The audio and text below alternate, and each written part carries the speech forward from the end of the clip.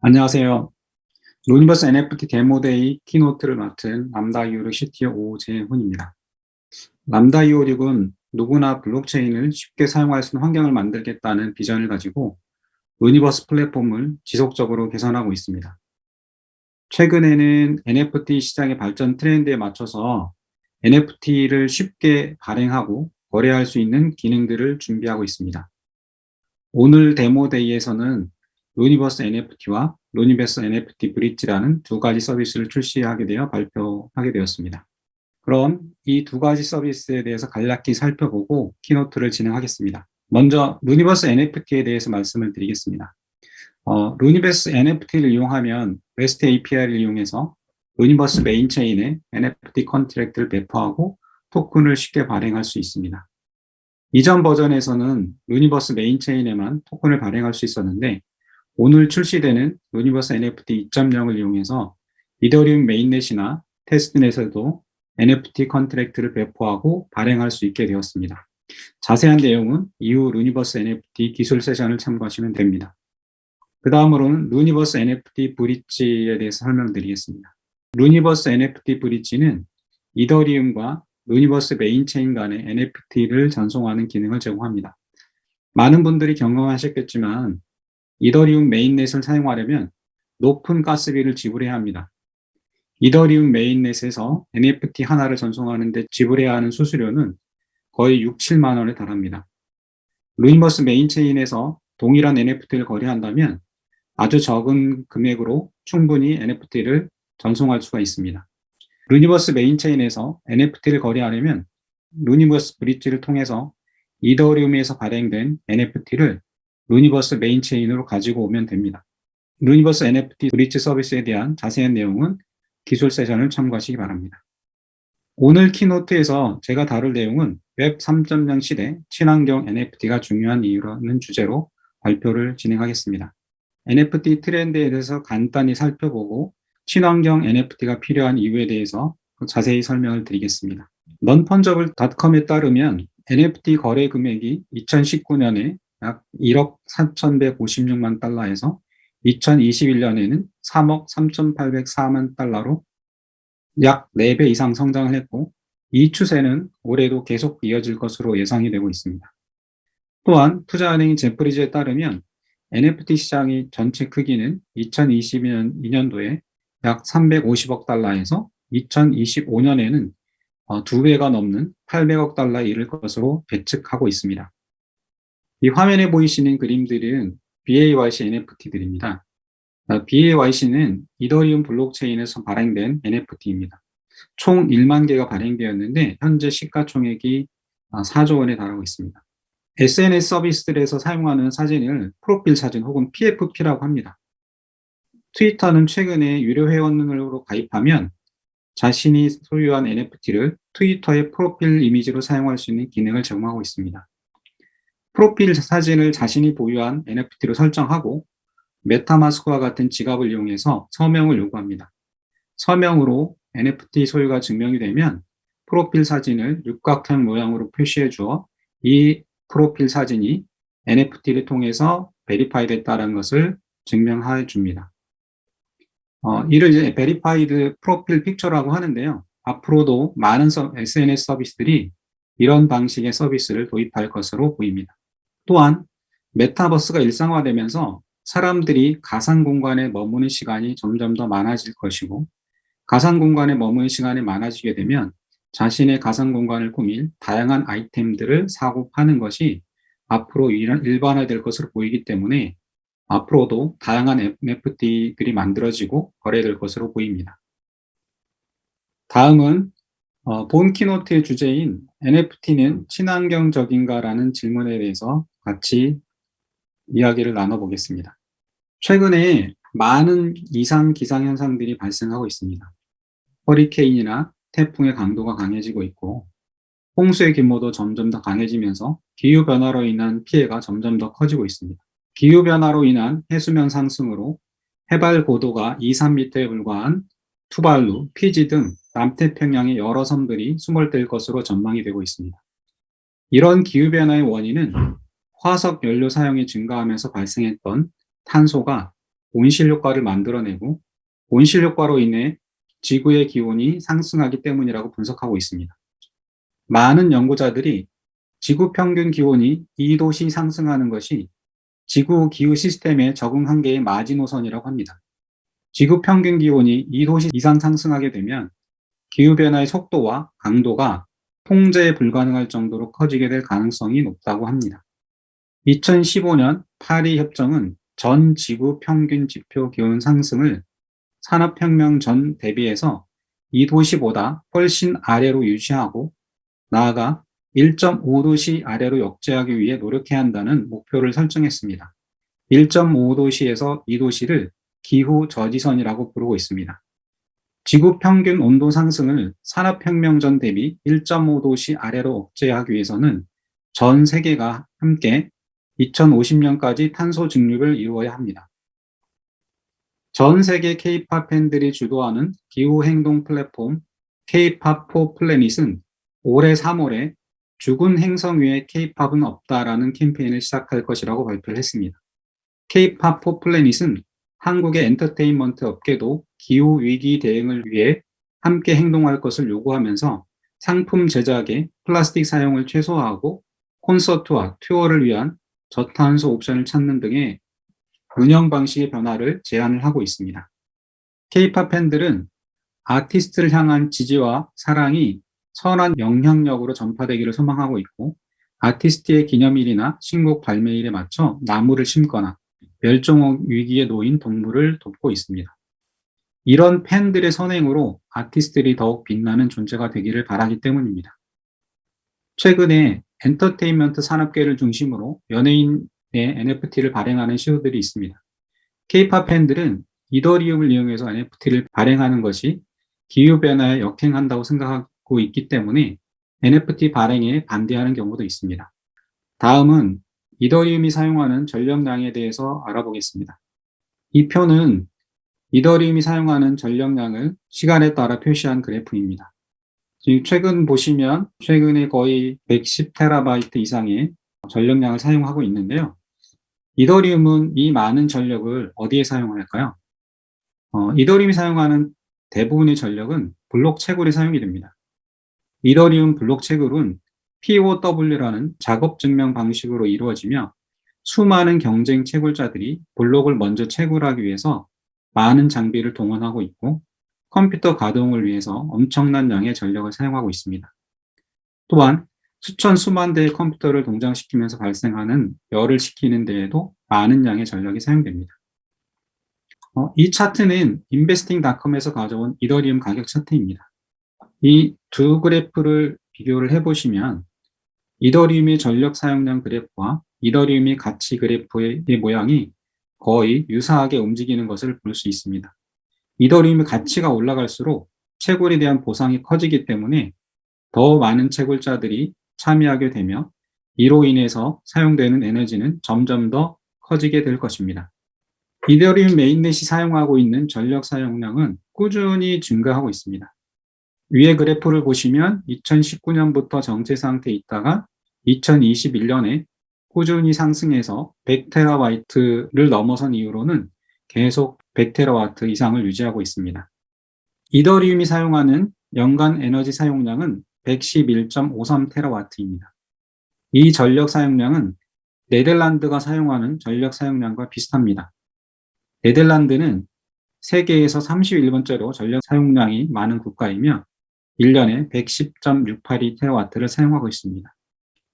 이 전력 사용량을 탄소 발자국으로 환산을 하면 연간 6,221만 톤에 달합니다.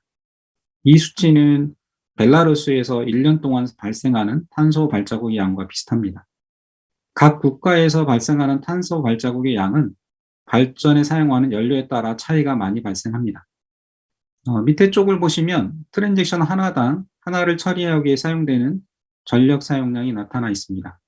트랜잭션 하나를 처리하기 위해서 사용되는 전력량은 268kW로 탄소 발자국으로 환산하면 149.92kg입니다.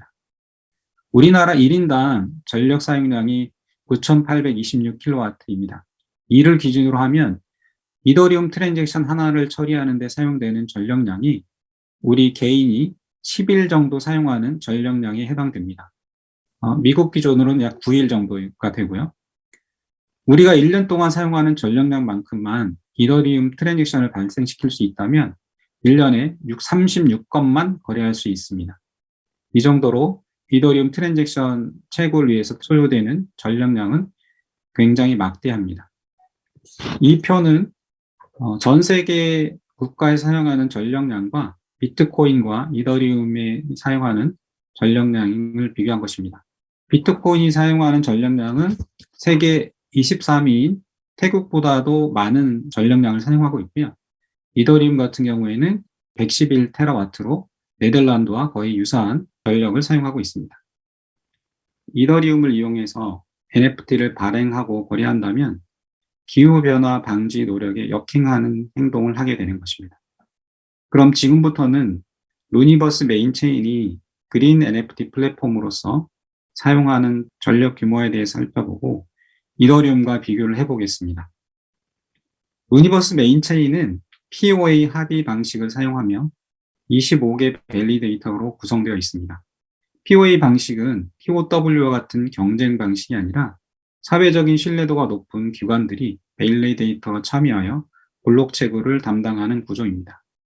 저희 람다 256은 지난 4월에 그린 NFT 플랫폼으로서 유니버스에 사용하는 전력량을 객관적으로 측정하기 위해서 외부 탄소 인증 기관에 의뢰해서 유니버스 메인 체인에 소모되는 전력 사용량을 측정하였습니다. 측정 결과 유니버스 메인 체인이 사용하는 연간 전기 사용량은 2395kW입니다. 이 전력 사용량은 우리나라 1인당 전력 사용량의 4분의 1밖에 되지 않는 아주 적은 양입니다.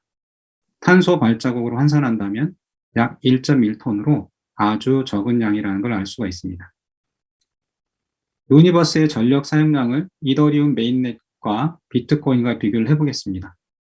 우선 비트코인과 이더리움을 비교를 해보면 비트코인이 연간 204.50테라와트를 사용하고 있고요. 이는 앞에서 살펴봤듯이 태국의 연간 전력 사용량과 맞먹는 사용량입니다. 루니버스의 전력 사용량을 이더리움 메인넷과 비트코인과 비교해 보겠습니다. 우선 비트코인과 이더리움을 비교를 해보면 비트코인의 연간 전력 사용량이 204.50테라와트이고요.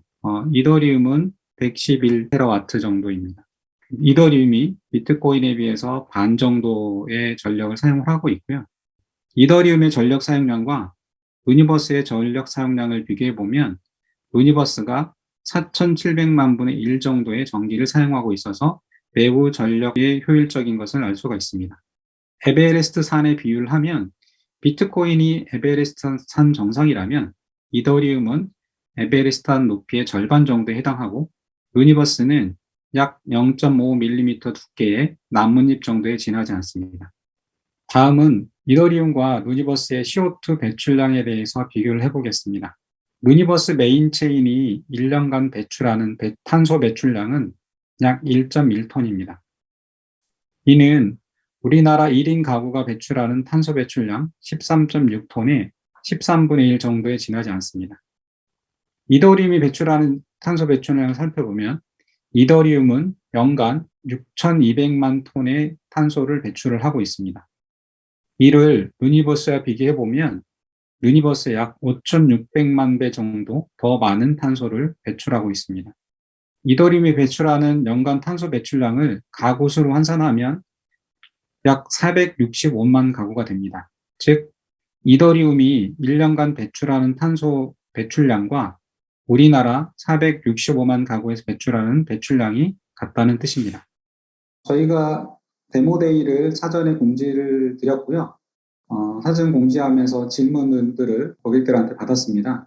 고객들이 질문한 그 내용들 중에 데모데이 팀에서 선별한 질문들 몇 가지에 대해서 답변을 드리도록 하겠습니다.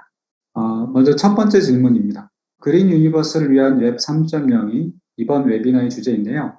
실제 ESG 개념과 웹 3.0이 어떤 방법을 통해 연결될 수 있는 것인지 궁금합니다. 라는 질문입니다. ESG는 Environment, Social, Governance의 약자로 아래 세 가지 질문을 합니다. 첫 번째, 기업이 환경에 책임을 다하는가? 두 번째, 기업의 사회적 책임을 다하는가? 세 번째, 기업의 지배구조는 투명한가? 저희가 오늘 발표드린 그린 유니버스를 위한 웹 3.0은 그 위에 인바이러먼트와 관계가 있습니다. 발표에서 언급했듯이 이더리움이 사용하는 전력량이 111테라와트로 전 세계에서 31위인 네덜란드에서 사용하는 전력량과 같고 1년에 배출하는 탄소 배출량은 우리나라 인구 400만 가구에 해당되는 탄소 배출량과 같습니다. 기후변화의 저지선인 평균기온 1.5도 상승을 유지하기 위해서는 2050년까지 탄소 중립을 이루어야 하는데요. 이더리움의 활용도가 높아지고 이더리움의 가치가 높아지면 높아질수록 이더리움이 사용하는 전력량은 증가될 것입니다. 즉, 이더리움에서 NFT를 발행하고 거래하고 있다면 자신도 모르는 사이에 ESG에 역행하는 행동을 하게 되는 것입니다. 람다 256은 ESG 경영을 준수하기 위해서 POA 합의 방식의 유니버스 블록체인 네트워크를 구축하고 운영하고 있습니다. 유니버스 메인체인이 1년간 배출하는 탄소 배출량은 1.1톤으로 이더리움 메인체인의 5,600만 분의 1에 지나지 않습니다. 다음 두 번째 질문입니다. NFT 개발자가 되기 위한 조건은 무엇인가요? 더불어 웹3 개발자라고 하면 정확히 어떤 부분들을 공부해야 하는지 궁금합니다. 웹3 개발자가 되고 싶다면 구글이나 V사이트에서 웹3 개발자에게 요구하는 스킬셋과 책임들을 한번 살펴보십시오. 웹3 디벨로퍼 잡 디스크립션이라는 검색어로 구글에서 검색을 하면 아래와 같은 잡 디스크립션이 맨 처음에 나옵니다. 이 잡 디스크립션을 확인하시면 웹3 개발자가 되기 위해서 어떤 스킬들을 요구하는지 알 수가 있습니다. 이 잡 디스크립션에서 개발자에게 요구하는 스킬셋을 살펴보시면 웹3와 직접적으로 관련된 항목은 웹3와 스마트 프로그래밍 언어인 솔리디티, 케이던스 두 가지뿐입니다. 나머지 6개 항목은 일반적인 개발 경험을 가진 개발자를 구할 때 필요한 항목들입니다. 개발 경력 5년 이상, API 설계, SDK 설계 능력, 웹 개발 관련된 기술 등등. 다시 말하면 웹3 개발자로 취업하려면 개발에 관련된 일반적인 공부가 반드시 필요하다는 뜻이고요. 웹3와 관련돼서는 웹3 API와 솔리디티와 같은 스마트 컨트랙트 프로그래밍 경험과 지식이 필요하다는 뜻입니다. 앞에서 NFT 발행에 사용되는 이더리움과 유니버스 메인체인의 전력 사용량과 탄소 배출량을 비교해 보았습니다. 앞에서 살펴보았듯이 유니버스는 이더리움 메인넷에 비해서 에너지 사용량이 매우 적은 친환경적인 그린 NFT 체인입니다. 람다 256은 앞으로도 친환경적인 저탄소 블록체인 기술과 서비스 개발을 지속적으로 진행할 예정입니다. 유니버스에서 제공할 NFT 서비스에 대한 상세 내용들은 향후 다뤄질 기술 세션에서 상세히 다룰 예정이기 때문에 남은 세션들도 끝까지 들어주시면 감사하겠습니다. 여기까지 키노트를 들어주셔서 감사드립니다.